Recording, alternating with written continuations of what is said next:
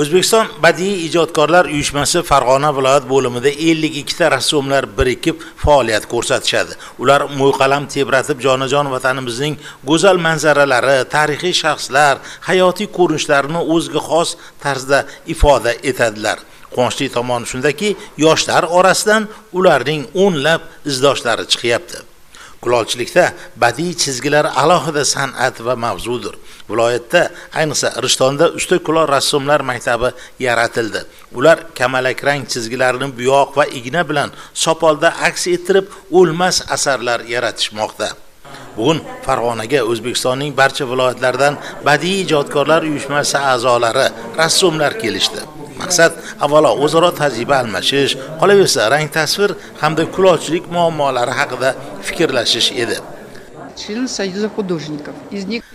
Badiiy ijodda qobiliyating o'zi yetarli emas, dedi O'zbekiston badiiy ijodkorlar uyushmasi Farg'ona viloyat bo'limi raisi Lyubov Semizorova.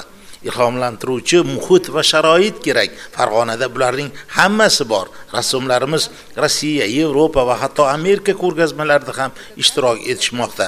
Alisher Hamidov, Otabek Shokirov, Malika Boltayeva kabi rassomlarni xorijda ham tanishadi.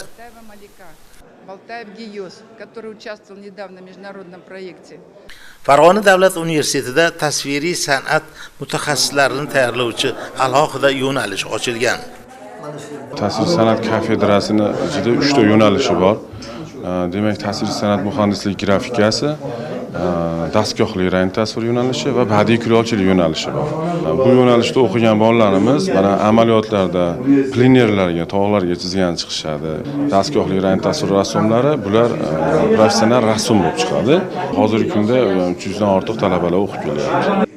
Rassomlarning ijodiy muloqoti Rishton, Marg'ilon va Qo'qondagi taniqli ijodkorlar ustaxonalarida davom etadi.